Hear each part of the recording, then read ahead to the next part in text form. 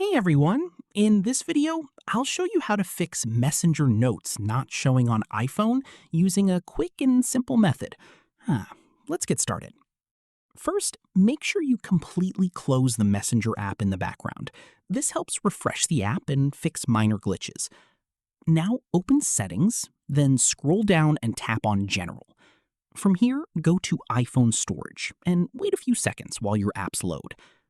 Once it loads, scroll down or use the search bar and find Messenger. Tap on it and then select Offload App. This removes the app files but keeps your data safe, so don't worry. Confirm it by tapping Offload App again. After a moment, you'll see the Reinstall App option. Tap on it to reinstall Messenger. Wait until the installation is fully completed. Now open Messenger and check if the Notes feature is back. In most cases, this fixes the issue instantly. If it still doesn't appear, make sure your app is updated from the App Store and restart your iPhone. And that's it. Your Messenger Notes not showing problem should now be fixed.